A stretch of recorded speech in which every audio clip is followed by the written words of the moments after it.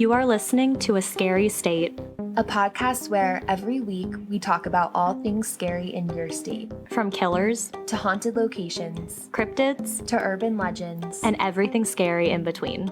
We're two friends who share a passion for haunted stories and true crime. And you never know what scary secrets your state holds. So, Lauren. Yes, Nora? Let's get scary. Hi, I'm Lauren. And I'm Nora, and welcome to our very first episode. This is very exciting. We've been in the works for this for quite a while. Yeah, and we can't wait to share some of the stories that we've already researched. Lauren has been wanting to do this podcast for years, and she recently asked me to join, so of course I said yes. And we are just so excited to get started. I'm so happy you said yes. I was so nervous you were going to say no. Well, okay, honestly, you built it up so much, like in the car. I thought you were going to like ask me if I wanted to stay in a haunted house or something with you. Well, that'll happen one day. No, it won't. I was like, oh gosh, I'm going to have to tell her no. Like, I just had this gut feeling that you were going to ask me to stay somewhere haunted. And then when you asked me to do this podcast, I was like, oh my gosh, Lauren, yes. Well, for the haunted, we'll start off small. We'll go visit some creepy locations and then maybe stay in we can do a haunted hotel. I'll consider it. Oh, with elevators? No, we will not take any elevators. All right, so for today, we decided to start with Virginia because both Nora and I are currently in Virginia, so it only felt fitting. So I have a couple of fun facts I'm going to tell you about Virginia. Wow. So Virginia was nicknamed the Old Dominion, joined the Union on June 25th, 1788, and became the 10th state in the U.S., so one of the original 13 colonies. It's believed that Virginia got its name from Queen Elizabeth I of England, who was also known as the Virgin Queen, so Virginia, Virgin. Some fun laws that I found in Virginia are that in Waynesboro, Virginia, it is illegal for a female motorist to drive her car along Main Street unless her husband is walking in front of the vehicle waving a red flag in his hands. I don't think that's good anymore, especially on International Women's Day. We can drive cars if we want. Children also cannot trick-or-treat on Halloween. It is illegal to tickle women, and Virginians cannot spit on seagulls. So now to kind of the more spooky aspects of Virginia. There have been 5 identified serial killers and 1 unidentified serial killer. All of those we may cover later. And per the FBI's definition from Wikipedia, a serial killing is defined as a series of 2 or more murders committed as separate events, usually but not always, by one offender acting alone. And on a sad note about that, according to research from Radford University and Florida Gulf Coast University, Virginia is one of the top 15 states with the largest number of serial killer victims at 238 since 1900. There are also 170 sites in Virginia that have experienced and documented some form of paranormal activity. So we have a couple of those today, a couple serial killers we might talk about. I'm getting scared already. So Nora, what are you covering today? So tonight I am covering the Southside Strangler. I have never heard of them. I had not heard of this person either, and I was shocked at how close in proximity. Oh my Lord. How close in proximity. Sorry, that's Lauren's dog. This person struck to where we live. Oh, geez. So I guess I'll just jump right into it. Go for it. I'm ready. Cool. So before I actually really jump in, I just want to kind of give a heads up. The story does jump around a lot between different time frames and locations. I really tried hard to break it up for you guys. I'm going to kind of specify the years and names to make it clear. And yeah, I also want to mention that when I say male bodily fluid, it's because I don't want to say the other word. I'm not going to be forced to say that. So you just use your imagination to what that is. I mean, whichever you prefer, Nora. Okay, we're going to start by talking about the murder of Susan Tucker on December 1st, 1987 in Arlington, Virginia, which is about 5 miles southwest from Washington, D.C. and about 5 miles from where we are in Virginia. Very close. Yeah. A woman named Susan Tucker was brutally murdered in her home. Susan was found dead and lying across her bed. She was nude and partially covered by a sleeping bag when police found her. And when she was found, she had already been dead for several days. Oh my gosh. I know. Police also found her front door ajar and the contents of her purse were spilled all over the floor. That is terrifying. I know. And I just, it's so hard to, like, when you're researching this, it's really hard to, like, it's just hard to do sometimes because I felt for her. I mean, I've never experienced anything close to that, but it was just so hard to read about. And especially when you think of how it's near your state and in the state you live in, which is what makes it extra, hitting close to home. Yeah, exactly. So the detective assigned to this case, this murder of Susan Tucker, his name was Detective Joe Horgas, and he had a tough job ahead of him because the murderer had worn gloves at the crime scene, and everything was wiped clean as far as fingerprints on surfaces, door handles, the windows, everything. He wiped it clean. And it rained on the night of Susan Tucker's murder, and he still cleaned the door, cleaned his footprints. The fact that he was so meticulous showed the detective that this person was experienced and that this was not his first time breaking into a home. Oh, geez. Yeah, that was one of the first things. I guess you'll get to it if he's done this before, if this was his first act. We will see. So, following the murder of Susan, everything from her home was taken to the forensics lab for analysis. The most important pieces of evidence at the crime scene were the ropes and knots used to strangle Susan. My gosh. Yeah. So when detectives saw the rope and knots, they realized immediately that they had seen this scene before. In a murder case 3 years earlier in Arlington, practically down the street from the murder of Susan Tucker, a woman named Carolyn Hamm was murdered in almost the exact same way. How did I literally not have any idea about these? I know. Like, how scary is that? When you said you were doing something in Virginia, I was expecting, Southern Virginia, not very close, but this is right around the corner. Yeah, especially since this person is called the Southside Strangler. I was figuring, like, it would be Southern Virginia. Yeah. And he definitely started right here in Arlington. So, 3 years before the murder of Susan Tucker, a woman named Carolyn Hamm was murdered. And she was a woman living alone in a quiet neighborhood of Arlington where murder was very rare. And tragically, someone broke into Carolyn's home and she was raped and tied up, except this time she was hanged from the indoor entry of her garage, and that's where police found her. Can I just tell you, home invasion is one of the scariest things for me. I know. I absolutely hate it. It Yeah. terrifies me. Like, anyone can attest, if I am in my house, I am checking the doors multiple times before I can go to bed. Like, big fear. Yeah, and Carolyn was living alone. So the fact that, they didn't find her right away, it was just, that's so insane. When police got there, they also found that a piece of cord had been cut from the Venetian blinds and a knife was on the floor. So already a pretty similar scene to the first murder, or I guess to the later murder, because the Carolyn Hamm murder happened 3 years previous. Okay, I was just about to ask that. Yeah, that's how time they frame. caught that connection. I mean, good thing they caught that connection with all those years in between. I know, yeah. So Deanne Dabbs, and I'm sorry if I said her name wrong, but she is a forensic scientist, and she told the show Forensic Files while discussing this case that it is actually not common at all to see serial killers use ropes and ligatures to kill victims. I wonder why that is. I'm thinking that, honestly, it's probably just too much effort. I mean, because you hear about it a lot with some other serial killers. If they have their MO with I guess strangling would be more hands, but if they have it with ropes, anything like that, it's like what they go off of, what their MO is. Yeah. Well, it seems like another thing that made this, like, these two cases kind of stick out to the detective was that the way that he tied the knot was really similar. So I don't know if Deanne Dabbs meant in general or like maybe specifically the type of knot he was using, but it just wasn't common to see in her career. So okay, wow.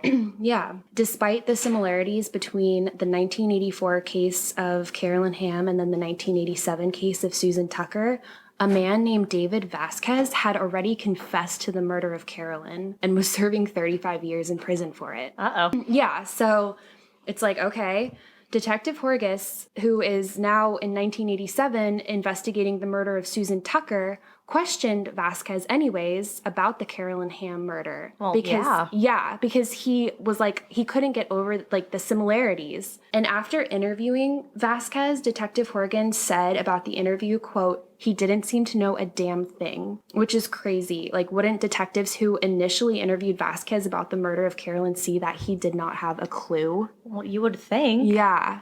And it's like, did they just lock him up because he confessed without like looking into anything? I mean, it could be what they wanted was just that quick open and close case, and that's what they had until, more things happen. That's what it felt like. So, nonetheless, Detective Horgas continued his search for Susan Tucker's killer, but this time, Detective Horgas made the decision to look at murders throughout the whole state of Virginia to see if there were any patterns aside from Susan Tucker and Carolyn Hamm's murders. So that's when he came across multiple murders only a few months before Susan Tucker's December 1987 murder. In the same area? Well, it actually happened 100 miles southeast in Richmond, Virginia. Oh. Yeah. Also a city we have some connection to. One of our friends used to live there, so another place we would visit, walk around, probably not even... Well, I didn't know any of these things happen in either of these places. Yeah, it's really insane. So the first murder in Richmond was discovered on September 19th, 1987. And the victim was Debbie David. She lived alone in a first-floor apartment, and when she was found, her hands were tied and she was strangled. And there were multiple body fluid stains around her, just like actually the other two murders I mentioned. And the killer broke in by cutting a hole in the screen of the first-story window. Another reason I will never live on the first floor. Yeah. Terrifying. So far, all three of these cases have someone who broke in through the window by cutting out a portion of the screen, almost an identical crime scene. That's just crazy. It is crazy how serial killers or killers of any kind, when they find something that works for them, that's just what they run with. I know. Like, this has worked the first time, I'm going to do it the next time. It's crazy to me. Yeah, and it's crazy because, like, you think about how he tried so hard not to leave any clues behind, but just the fact that he did things so similarly. The same way. Yeah, is what really stood out to detectives. Crazy. Yeah. 2 weeks after the September 1987 murder of Debbie David, and only a half a mile away, Dr. Susan Hellum was found dead by her husband on the floor of their bedroom closet. He had returned home when he discovered her partially clothed body. Her hands were tied. The same thing that the other ones. And the medical examiner also found that Dr. Hellum sustained other injuries, including a fractured nose, a blunt force injury to the lower lip, and various bruises. And then also they found an injury consistent with a shoe, like a bruise that looked like a shoe on the back of her right leg. Oh my gosh. So she really put up a fight. Good for her. Yeah. And the body fluid stains were there as well. Well, at this time, did they have DNA? When was DNA like a big thing? Well, in the U.S., there had never been a murder convicted of DNA at this point.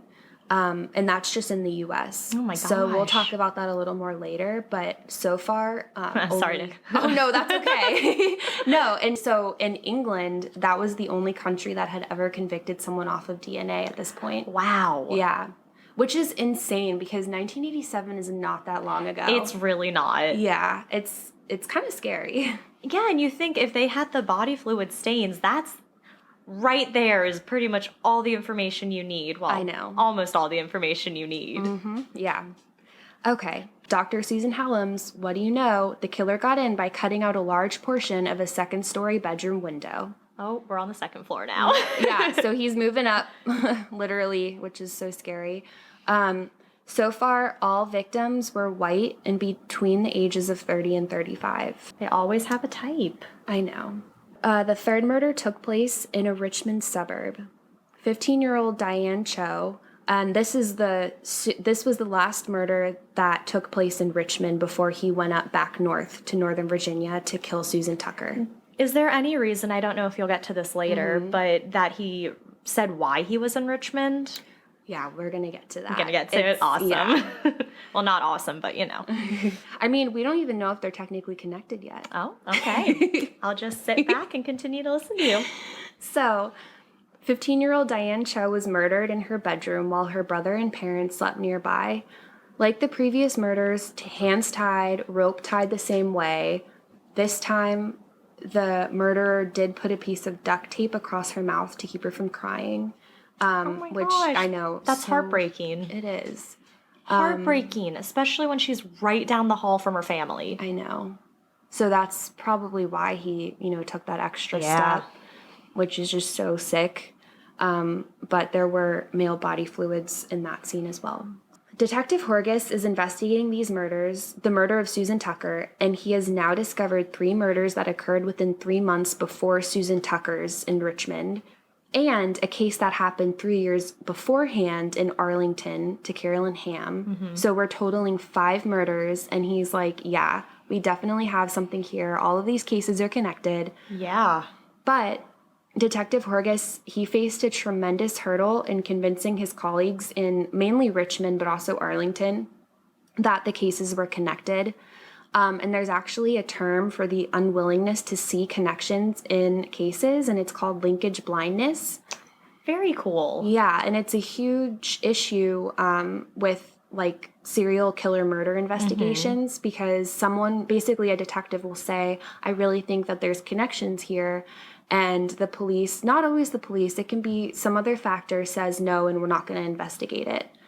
And of course, when that happens, then they can kill more people. Yep. Then it takes years like it did with this one. Exactly.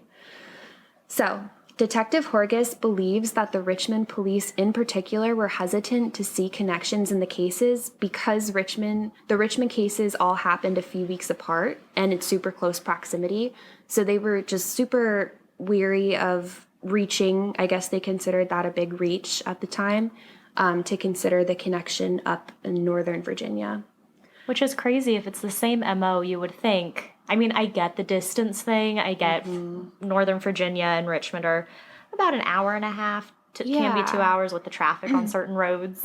But yeah, I mean, if it's the same MO, you would think that would be something that you could connect easier. But you mentioned that connection blindness thing, so... Yeah, and it's like you said, it's pretty close to each other. Given the timeline in the cases and how similar he left the crime scenes, like, that is insane. Yeah. So just to me, like, researching this, the fact that they wouldn't even look at the possibility of the connection and were so hesitant, I, like, wanted to throw my computer out the window. Right? Just think of how many things they could have stopped if they had actually looked at a connection. I know. And of course, hindsight is 20/20, Always. but it's still frustrating. It is. Yeah. Dr. Horgas was, quote, the perfect man for this case because he was obsessed, end quote, according to author Paul Mones. Detective Horgas knew something was wrong, and Paul Mones actually wrote a book about this called Stalking Justice, and it profiles the rapes and murders of all of these 5 women. Oh. I didn't find the book in time. Like, I literally found out about it last night, but I definitely want to look at it, and it does go into more detail of what happened. Dr. Horgas needed scientific proof that these were connected, and he couldn't just go off of similarities, and that was becoming abundantly clear by all of the setbacks from the 2 police departments. But unfortunately, in 1987, when Susan Tucker was murdered, DNA evidence was still in its infancy. It's crazy how far we've come in this amount of time, too. It really is. And it's frustrating when you think of the cases back then that had all of this clear evidence and none of it could be... I mean, we just didn't know what to do with it at the time. Exactly, yeah. The first time DNA evidence was used in a criminal case was only a year earlier in England. Okay. Yeah, and Horgas decided to try this new DNA testing by sending the body fluids from Susan Tucker's case to a lab in New York. Forensic scientists were concerned that the samples that he was going to send were degraded or contaminated, but luckily they weren't. Oh, good. Because that was a huge part of this. That's a huge thing you hear in cases back then, too, where, again, we didn't really know what DNA was, so people were just walking through the crime scene. Like, have you seen that meme where it's like, back then in like the 1700s, like, oh, there's a lot of blood in here, clean it up. I know. I haven't seen that, but you need to show me. I'll send you it. Okay, cool. But yeah, just no one knew what to do with the blood. It was just a mess at the time. And now we have all of this science that can actually tell us, like, all of the things that gross can come out of a person can be related back to a person. Exactly. Yeah, it's insane. I wanted to just kind of talk a little bit about DNA and the process of that because this was a revolutionary time, this case, for DNA testing in the US, and it helped solve so many murders. Basically, I thought that scientists just like put something under a microscope and looked at the DNA, but there's actually a 4-step process. Number 1, I don't think we learned this in school. I know. I kind of wish we did. I know. Yeah, I'd be a lot more interested. Yeah. So number 1, you isolate it. And this is like the DNA. You isolate it. Number 2, you cut it up. Number 3, you generate profiles/patterns on the X-ray film, and that's what makes DNA unique. Okay. And then number 4, you compare the components to other DNA to see if they're the same pattern and therefore from the same source. Okay. And, the one thing is it can take a little while for results to come in, but it's so worth it because then you'll know if you're dealing with a serial killer. 100%. Detective Horgas needed proof, and he turned to this forensic lab where scientists were examining stains found on Susan Tucker's sheets and bedding. The semen stains from her bedding came from someone with type O blood and the PGN1 enzyme profile, which matches 13% of the population. I didn't even know you could find out the blood type from that bodily fluid. I know. It's crazy. That is crazy. Yeah. And the fact that they know that, it's still a few million people, 13% of the population, but that's better from where they were before. Yeah, definitely. So Detective Horgas looked at the body fluids at Carolyn Hamm's home after the murder. She's the very first person to get murdered. And the same enzyme profile and blood type were found there too. There we go. Yep. So next, scientists focused on the hair found at Susan Tucker's crime scene. They looked at the hair through a microscope and found that the hair was Negroid in origin, meaning the suspect was African American. Oh. Yeah, so they could tell that just from a strand of hair. That's also crazy. Yeah. And it turns out 3 years earlier, at the time of the Hamm murder, the African-American man wearing a ski mask had gone on a raping spree throughout Hamm's neighborhood, and he was never apprehended. Oh, wow. Yeah. The same day that Carolyn Hamm's body was found, someone in Carolyn's exact neighborhood was raped by a man in a ski mask matching that same description. That's terrifying. I know. In the same neighborhood and everything. Yeah. And this was 1984, so this was like at the beginning of him terrorizing people. Yeah. Before people really knew what was happening. Mm-hmm. So now police are starting to finally believe that the cases could possibly be connected. But they needed help. So where did they go? The Richmond and Arlington police sought help from the FBI's Behavioral Science Unit in Quantico, Virginia. Man, that is my dream job. Before Mindhunter and everything, that was just the dream job. I know, and how convenient is it that it's just down the road in Quantico? Yep. They went to this FBI Behavioral Science Unit, and this unit had interviewed hundreds of serial killers to see what similarities existed in their psychological makeup. And through this, they learned a number of important things about this serial killer in particular. Mm-hmm. So, number one, they believe that the killer attacked victims in their homes.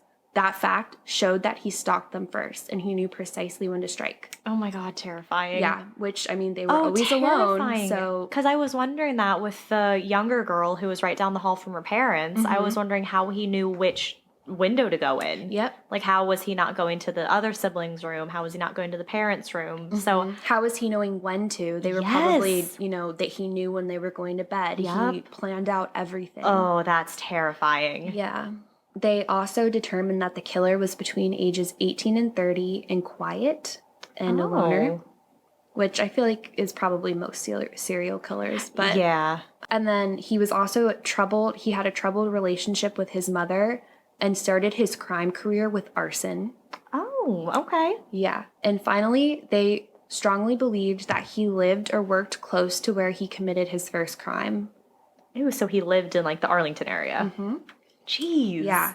Thank God we weren't alive during the beginning of all this. this. Seriously. We could have been at a night out in Arlington. But do you wonder if we ever, were taking our Uber, doing our nice nightly strolls after a night out and passed maybe one of the places where something like this happened? It's definitely possible. And we would have literally no idea because I didn't know about any of this until now. Yep. And we've been in quarantine for the past year. So we haven't been out for the past year. Yep.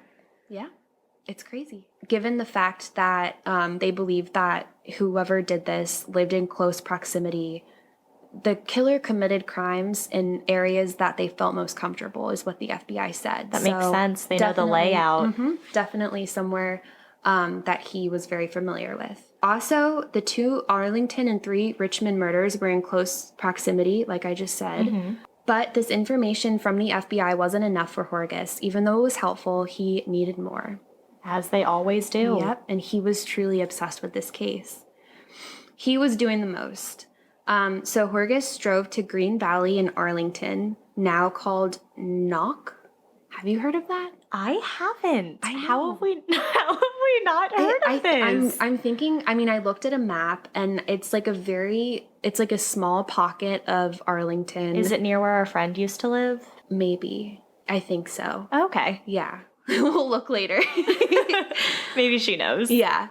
And this is where the rapist committed these assaults. And he believed that the rapist lived in that area, given all the information from the FBI about the killer. And as he drove through Green Valley, he began looking around for a young man that he started remembering had been from this exact neighborhood who he had dealt with in the system before. Ooh. Yeah, it was a young man named Timmy. Okay. And he could picture Timmy. He could picture his face. He had dealt with him in the system, like I said, and this kid from the exact same area, but he could not remember the boy's full name or any other information. Yeah. That's frustrating. It was literally on the tip of his tongue. He just could not remember. Detective Horgas could not get Timmy out of his head, and he didn't see Timmy while on his drive. I mean, obviously, it's kind of a long shot. So he went back to his office and ran all these names in the computer to see when people with the name Timmy in that area had been released from jail. And suddenly he came across the name Timothy Wilson Spencer. There we go. Literally, how did he do that? It just came to his mind. That's insane. Yeah. That was just something he was meant to, when you just have those moments. Yep. And thank God he had that moment. Mm-hmm. So, Timothy Wilson Spencer was born on March 17th, 1962. He was born on St. Patrick's Day, but the world was not lucky to have Timothy Spencer in it. And what's also crazy is St. Patrick's Day is coming up for us. I know. I spent probably an hour trying to find anything about Timothy's childhood. I could not find anything. All I found was that he was raised by a single mother and had a brother. And as a teenager, Spencer had a string of burglary convictions, and even more surprising, as the FBI predicted, arson for setting his mom's car on fire. Oh, wow. But how are they able to even figure that out? That's what just blows my mind and makes it just the coolest job ever. It's so specific. That is so specific. Yeah, and I mean, how common is that? That's not a common thing at all. Yeah, it's usually the animal torture when they're younger, and kind of the bedwetting's a big one too. Yeah.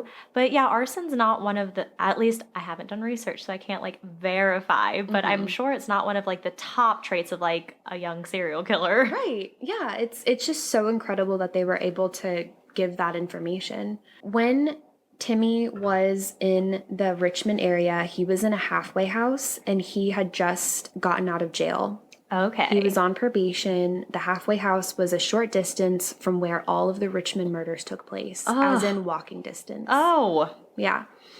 Police looked at the halfway house sign-out sheet records because they were required to sign in and out whenever they came or left. Yep.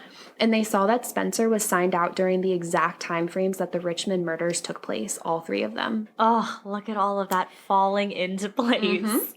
And this was shortly after he was released from jail for time served from late 1984 to 1987, which is why there was a 3-year gap and why he was in Richmond. Look at that timeline. Yeah. They also looked at the halfway house's sign-in sign-out sheet, and they saw that Timothy was away visiting his mother in Arlington the week that Susan Tucker was murdered, which was his final murder. Oh.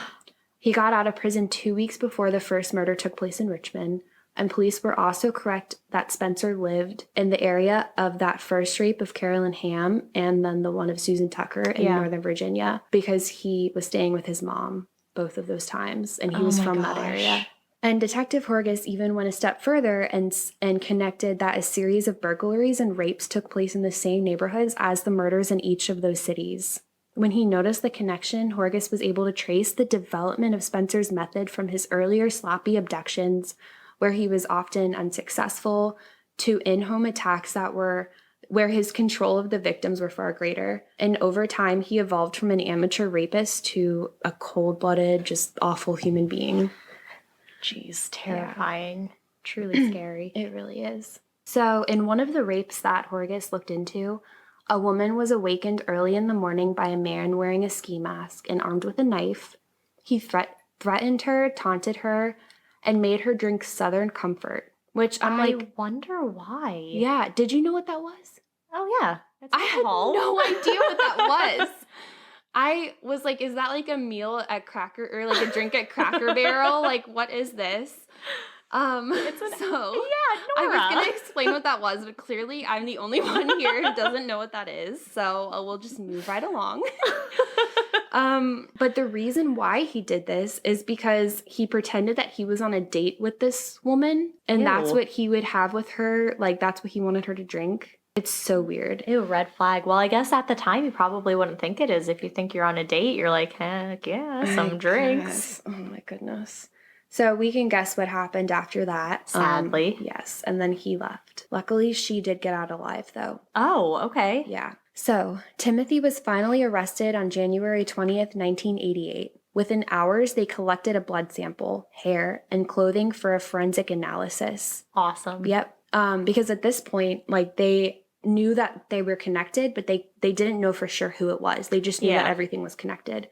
And I could be wrong, but I don't think they had like a really great database at the time. Probably not. Yeah. So and even now the database is still kind of slim with, if you're not in the system, you're not going to be found. They could have all of your DNA, but if there's nothing to match it to. Exactly. Which is why Ancestry.com is becoming such a thing, like with the Golden State Killer and them finding people based on that familial DNA.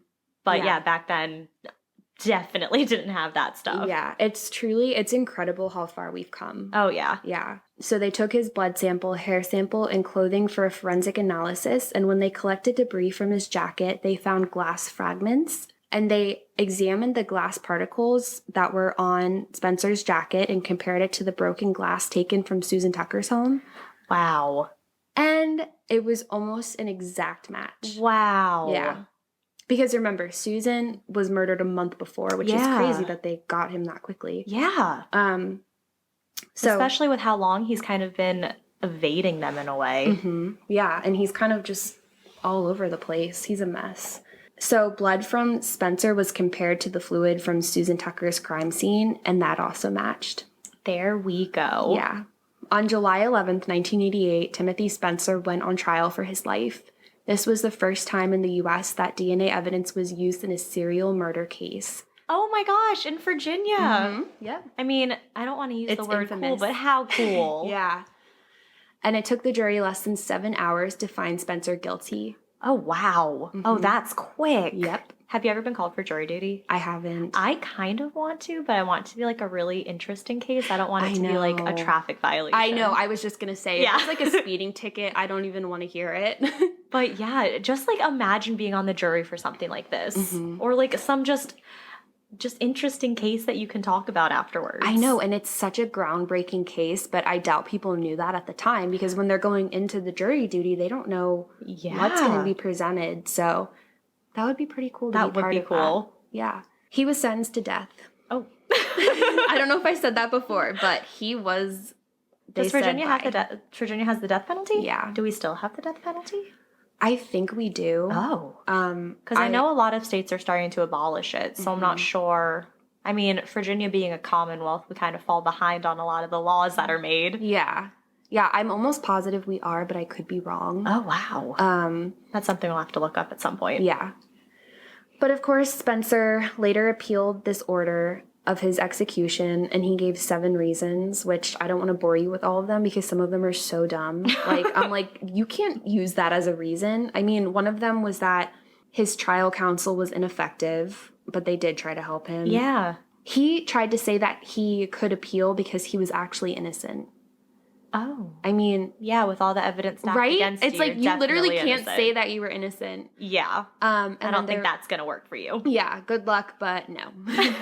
So there was a few other reasons that were also just ridiculous. But the jury said, the judge said, absolutely not. Like, we have this hard evidence, you're getting put down. Snaps for the judge. Yep. So on April 27th, 1994, which is 3 days after my birthday. Yeah. But a year earlier, he was put to death. He didn't make a last statement, and on January 4th, 1989, David Vasquez was the guy who had confessed to Carolyn Hamm's murder. Oh, yeah, I forgot about him. He was granted a full pardon for the murder of Carolyn Hamm, and he was released after having served 5 years in prison. Oh, my God. I just, that blows my mind when people are in jail for so long and then they're found innocent. Yeah. Especially, 5 years is a long time, but there are also people who've been in there for, 30-plus years, and then they're found to be innocent. I can't even imagine. I know. And, I'm like, why would he confess then? Yeah. Was he coerced? What, did he get a deal? I don't know. Some people also like to confess just because they just like the spotlight. Because there's a lot of cases where it'll be a cold case, no one knows what's going on, and people are confessing just for that attention, just for something, or just to be a horrible person so the victim's family can't have that closure that they're looking for. Yeah. But I don't get it. I couldn't find any other information on it. I was like, I want to know why. Why did he do that? Yeah. I couldn't really find anything. But he was released after the 5 years.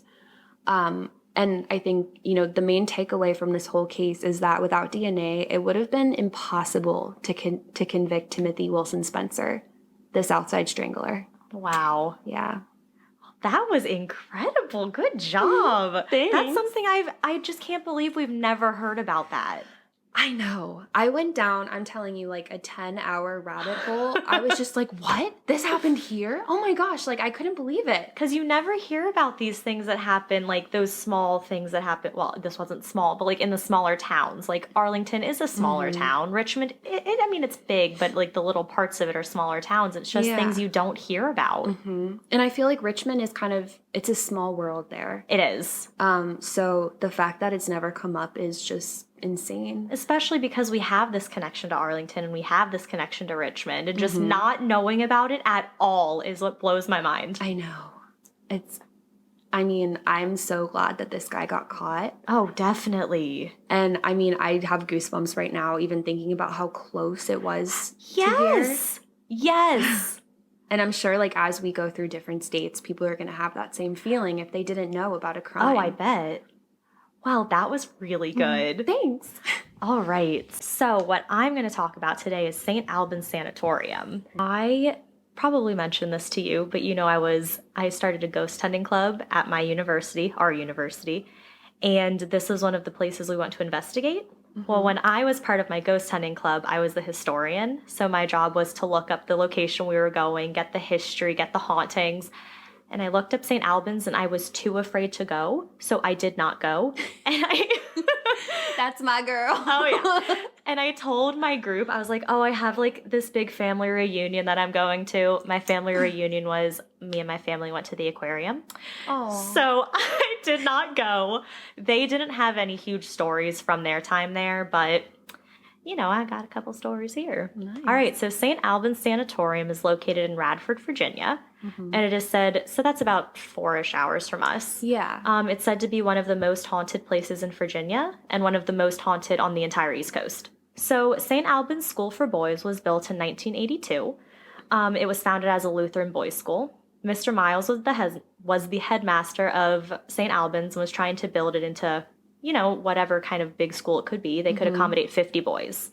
Well, they gained their reputation as being one of the best sports schools in the area. So he would specifically choose boys who were rough, tough, aggressive, could really help their team win. And with this reputation, no other schools in the area wanted to compete against St. Albans. But because of their incredibly competitive nature, this school had a lot of bullying. Bullying was incredibly common among the boys, and not even just common, but even encouraged among the older boys, the teachers, the counselors. It was just a very rough school. And because of this hostile environment, a number of students completed suicide while attending St. Albans. Oh, no. There were reported homicides, but there's no documentation of this, so you can take the word of the people, but I wasn't able to find anything that kind of solidified that homicides have happened. So inevitably, the school shut down in 1911. So it stood for about 20-ish years. So it stood vacant for 5 years. And then in 1916, Dr. J.C. King reopened St. Albans as a psychiatric infirmary. The first 4 patients were admitted in January 15, 1916, And this was supposed to be this place that was top of the line, top notch for psychiatric care. This was going to be the place that Virginia needed. Right. So it included a farm with a vegetable pasture, chicken pasture, so that people could farm, get outside, do some work. Yeah. So you would think that all sounded great. The staff, though, had to work 6 days a week at the beginning because of how many new patients they started to receive. So they got their first 4 patients January 15th, and from there they just expanded insane. Wow. So it was considered advanced at the time for its experimental treatments. No. But as we know, back then what was considered advanced is now considered inhumane, cruel, unbearable. So I'm going to go over some of the things that the patients were subjected to. Oh, I was starting to like this place when you talked about like the vegetables, and then now I'm like, oh no. So, like I said, they had a lot of experimental treatments. So they were treated like the rats of kind of the community. So whenever there was a new treatment, it was tested on these patients because they were considered less than humans in a way. They also performed lobotomies. So if you don't know what a lobotomy is or want a little update, it was invented by Antonio Egas Monez in 1935. So it's a surgical procedure where the nerve pathways in the prefrontal lobe of the brain are severed from the other parts. So it was thought, ideally, that lobotomies would make a aggressive patient kind of more docile, kind of get them to be calm with their symptoms. Well, it was used for those treatments for schizophrenia, bipolar disorder, manic depression, and just a whole plethora of other illnesses. But it didn't do that nice, just kind of mellow you out. It messed with your brain. Yeah, you're severing an entire part of someone's brain. Exactly. So it didn't have like these nice effects. It just pretty much made the person brain dead. They also had insulin-induced comas, so they would give the patient too much insulin. They would just go into a coma, so made them docile. Oh, gosh. They also had electroconvulsive therapy, ECT. So that is when small electric currents are passed through the brain, triggering a brief seizure. This was used to reduce and even reverse the symptoms of different mental illnesses, well, it was believed. And it was believed that these currents could change the chemistry of the brain. So also used for schizophrenia, depression, mania, catatonia, aggression, and bipolar disorders. Wow. We had hydrotherapy sessions. So this was developed in Germany in the 1880s. And it's still used today, for physical therapy. Water's just that great thing that people use to, it helps them. Yeah. But not how they used it.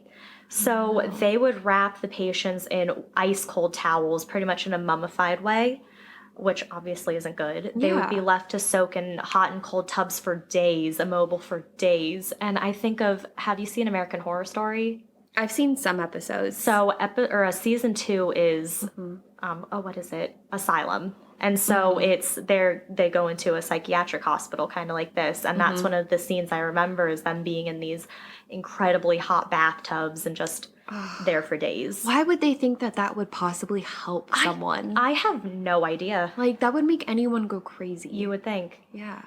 They also would blast these patients with water from a fire hose.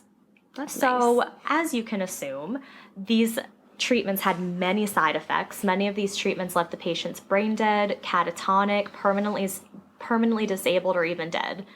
So the hospital was open for a while. So in 1945, the ratio from patients to doctors was 48 staff to 6,509 patients.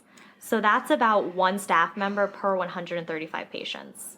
And gosh. And out of those 48 staff members, only 2 were doctors. So we're seeing, just the great care they were getting.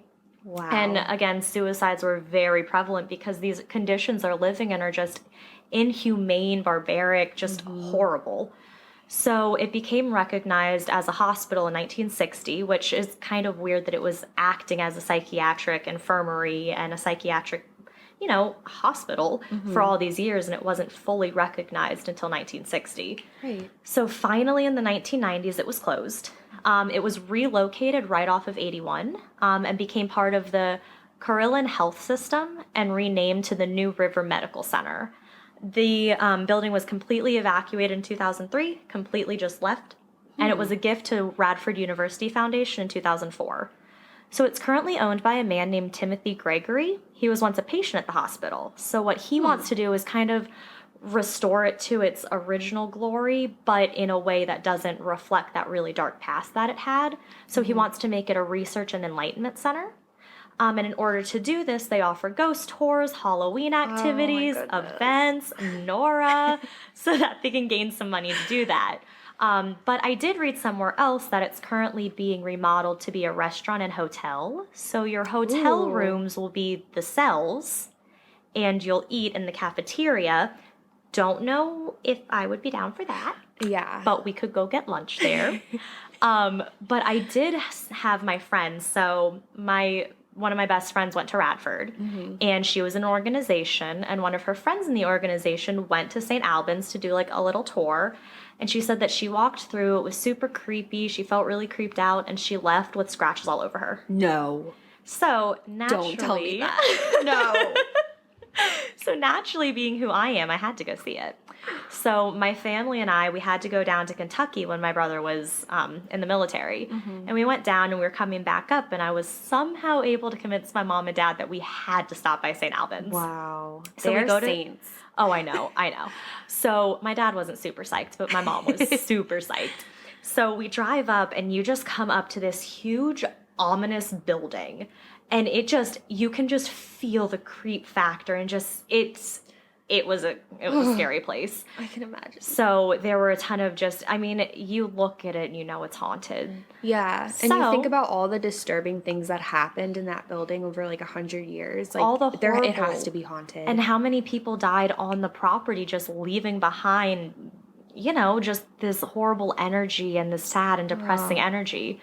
So that leads me to the hauntings. Ooh. So like I said, it is supposedly one of the most active, haunted, and paranormal locations on the East Coast.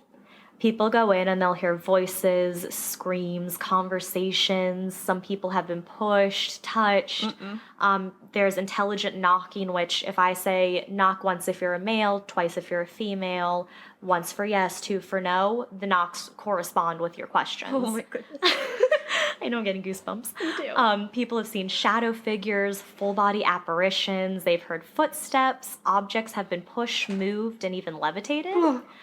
Supposedly, there have been satanic rituals that have taken place here because, every haunted location needs that. Yeah. So there have been sacrifices, summoning rituals, and guardian rituals. I don't know what any of that means, but that's happened I'm there. so glad you didn't Google that. Oh. Yeah, I felt that was something I shouldn't Google. And there have been a number of entities seen at this location. So one is called the Crawler, which I literally hate more than anything in the world. It's a humanoid entity who is said to follow, stalk, and even charge people who enter the location. Oh, no. Hellhounds, so like dog-type creatures have been seen there. A goat man. And a muffin man. Oh, I'll get to the goat man. Do you know the muffin man? Oh, yes. No, so you know how I told you they did Halloween events? So one of the actors who worked at the Halloween events would dress up as a bloody muffin man. Oh, no. Well, an entity became the doppelganger of him and just walks around as this creepy, bloody muffin man. Nope, and nope. Nope. So I'm going to go over some of the haunted rooms. So there are two... I didn't name these, but they're known as the suicide bathrooms. So there are two bathrooms in the building that are known as the suicide bathroom, one with a broken mirror and one with a pipe above the door. So those are the two bathrooms. So one of these was where hydrotherapy was conducted. It wasn't specified which one of the rooms the hydrotherapy was conducted. It was rumored that 4 people have completed suicide in this room. And one of them with the broken mirror is known as Rebecca's bathroom. Ooh. So Rebecca was a patient at the hospital who lost her baby after being impregnated by a member of the hospital staff. Oh. She was said to have kept the baby in a jar in her room, and after a week of her keeping it, the hospital staff found out and took it from her, which led her to hang herself in the bathroom. Oh my gosh. Which is really sad. So people have spoken to her. People have had intelligent conversations with her in the suicide bathroom. The bathroom that has the broken mirror, it is said that one lady broke the mirror in the bathroom, which is still broken, and swallowed the glass in order to... Oh. And then the one with the pipe in the bathroom, again, someone used that to hang themselves. So there's a bowling alley down in the basement, and I had a friend who had explored St. Albans before our group, me excluded, went. And he said they were down in the bowling alley, and they were at one end near where you would bowl, and there was an entity down by the pins. So they were knocking, asking questions, and the entity was knocking back to them. Oh my So they would say, gosh. 1 for yes, 2 for no. It was knocking back intelligently. It is said to be haunted by 2 female spirits. One is named Allie, and one is Gina Renee Hall. So Allie was supposedly a daughter of one of the hospital patients. So she's just said to kind of roam around the bowling alley. And there's Gina Renee Hall. She was supposedly murdered on June 28th, 1980, near St. Albans. So there's a road right off of St. Albans, and it says she was killed right there, and Oh my her gosh. spirit still haunts this area. Wait, let me get this straight. Wait, so you didn't go with the group in college, but then you wanted to go with your parents, like your family later? Okay. Why? So Why did you? I went with my parents and I looked at it. Okay. Well, my friends went inside. I did not go inside. Okay, good. That makes me feel better. I was like, what if there's some evil demons in you right now? Nora, stop. So, no. I stayed in the car. We looked at it, felt the scariness from our car, good. and then left. Thank goodness. My group legit went inside. Yeah, no. No. Okay, good. No. Also, in the bowling alley, people have reported seeing red glowing eyes. So there's an electroshock therapy room, and a paranormal group called 3:33 a.m. Paranormal received an EVP. An EVP is electronic voice phenomenon. So an EVP is a recording you get on your phone or any recording device you use. You may be able to hear it at the moment, you may not. So what we would do in my ghost hunting group is we would go into a room, have someone's phone recording, and just let it record for our whole session. And we would listen back, and sometimes you would hear replies to your questions that you didn't hear when you were in the room. So that's what an EVP is.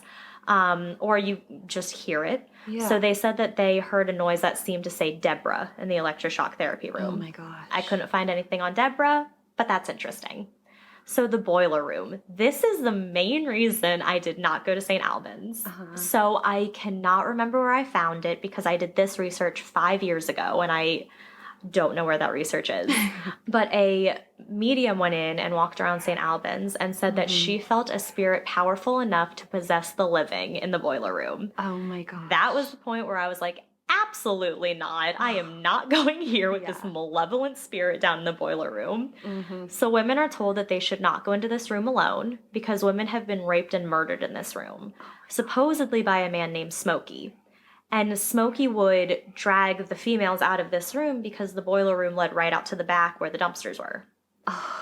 So I didn't go in there. Good. I didn't go in at all. Yeah, But okay, good. some of the girls in my group went in to see if it was the whole thing with just females going in by themselves. And they said that they didn't get any negative feelings in there at the time. So that's good for them. Okay. Another man who did some investigation said that he saw a goat man in the corner of this room. So a man who, body of man, head of goat kind of thing. That's so creepy. And he said he saw this guy, spirit shadow, behind the machinery, and it hissed at him. And then he smelt wet fur. Oh my goodness. Terrifying. That is so creepy. There's another really fun room called the rocker room. So this room... Let me guess, a rocking chair? Yes. Nora, literally just a rocking chair. Stop. And sometimes it'll rock on its own. No. Yes. Yeah. No. There's a whistle room, which is also now kind of the whole hallway on the second floor. So there's an entity that'll whistle a tune back at you. So you can whistle something at it and it'll try to whistle the tune back to you. Not an echo, mind you, just a whistle back. So it's believed that this is a child who had died when it was a psychiatric infirmary, when he was the child of a patient who was there. There's also the alcoholics ward, which is what it was called. The smell of dog fur has been noticed here, and this is where people have seen the hellhounds. Terrifying. Oh my gosh. We also have Jacob's room. So Jacob was believed to be a patient who was only about 3 years old. And his story is that he was in this room. He was the child of a patient. There was another child named Donald. And so Jacob was in the room, and apparently Donald had assaulted him, which resulted in his death. You can hear a child's voice saying, "Get me out." People will bring him toys to kind of, apparently little kid ghosts enjoy toys. So there are just a ton of toys in this room for him.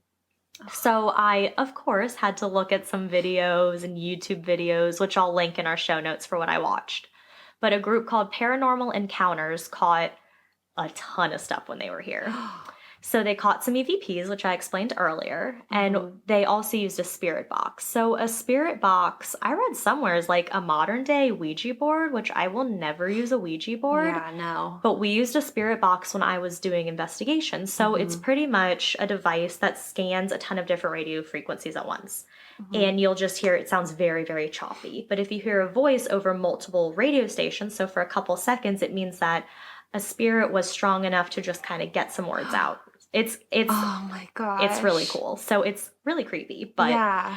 so this Paranormal Encounters group, which is their name, they were using a spirit box, and they heard the words "I'm dead" in the women's dormitory. They heard an unknown hum, some footsteps. An EVP said, "We know India's story." So India was one of the investigators who was on the trip. So what kind of story? We didn't really find that out. Yeah. She asked, "What's your name?" And the EVP said, "Go away."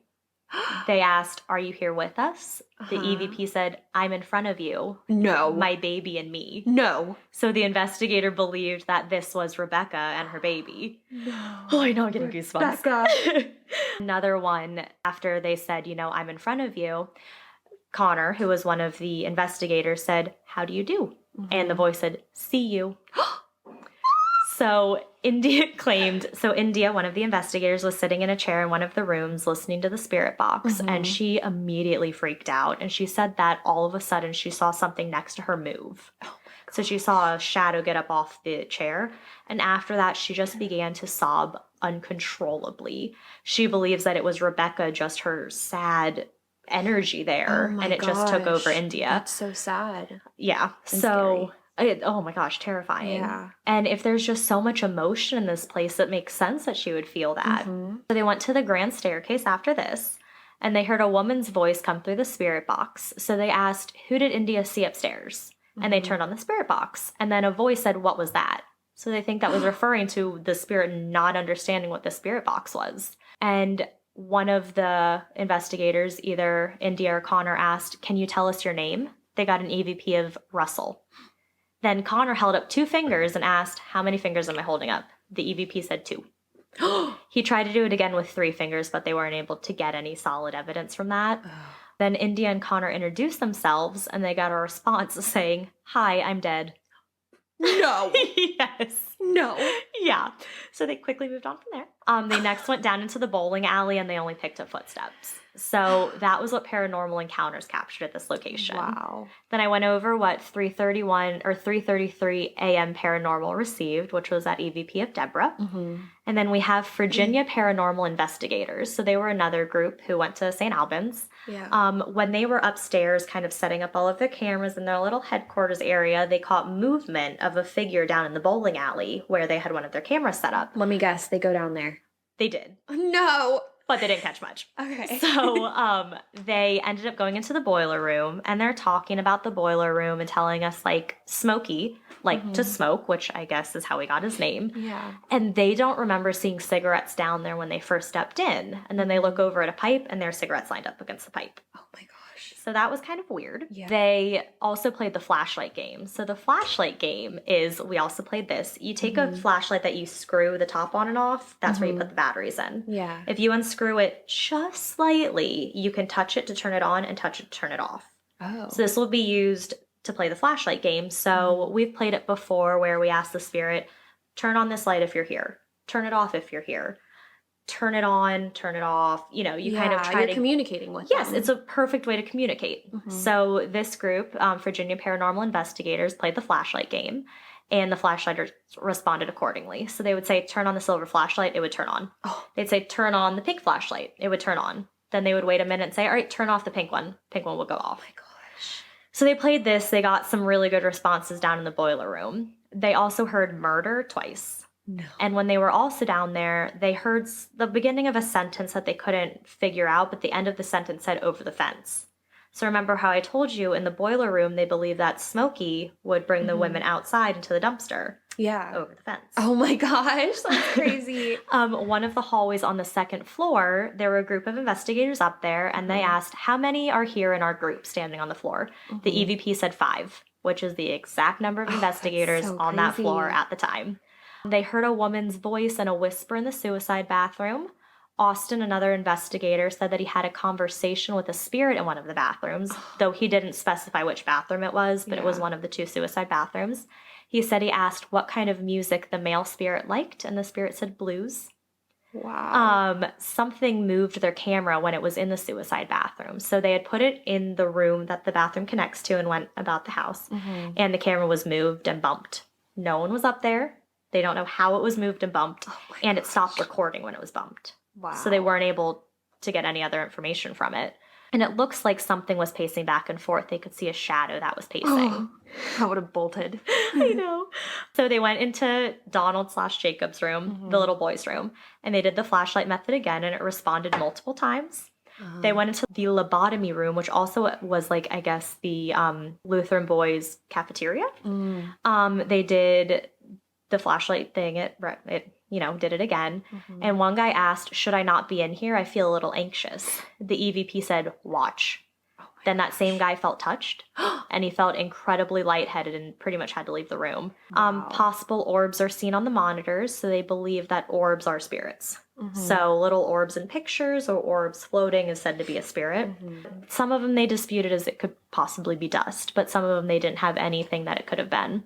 Wow. So I thankfully didn't experience anything because I didn't go in. Good. But with all of these experiences, it's really easy to see why St. Albans has been labeled one of the most haunted locations on the East Coast. Yeah, absolutely. I have goosebumps all over my body. We're That's so gonna crazy. have to drive by. I have to show you what it looks Maybe we can like. just, I don't know. I don't know if I'm ready. I'm scared already. We'll drive by, we'll test it out that way, and then Okay. one day we'll be brave enough and we'll go inside. Go in? Yes. What if I just tape a GoPro to you and then I'll stand outside? Girl, I am not going in alone. We'll I'm go with like a scared. Halloween tour and it'll be great. And then I'll we'll think about it. And then we'll be able to report back. That's true. And we'll do it together and we'll be fine. Okay. I mean, you're probably going to have to carry me if I pass out. Okay. Okay, cool. That's a risk All right. I'm willing to take. Deal. All right. Well, those are 2 incredibly creepy things in Virginia, and one, yours, that I literally didn't even know about. I know. No, I had no clue. So, I mean, I didn't even really know about the Radford one. I knew that there was an abandoned psychiatric hospital, but that's all I knew. Yeah, it's So- pretty creepy. Yeah, absolutely. Well, thank you so much for listening to our first episode. Thank you so much for sticking it out. We really appreciate it. We would love to hear any feedback from you. We would love to hear from you. You can message us at ascarystatepodcast@gmail.com. Yeah, and if you have any ideas or you have any scary things that happened in your state, feel free to email us. We are going to be looking for suggestions. I mean, there's a ton of states to choose from, so we definitely will need suggestions too. So, And even if you're out of the US, let us know some creepy stuff that are happening there, and maybe we can do an episode that covers something right outside of the States. yeah, absolutely. So yeah, again, thank you so much. Keep an eye out for any social media that we will eventually get together. Yeah, so until That's it. then, stay scary. Stay scary.